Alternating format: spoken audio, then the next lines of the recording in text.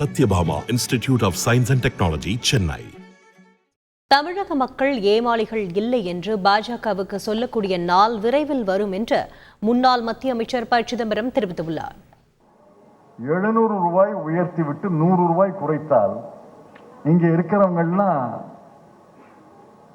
ஏமாளிகளா?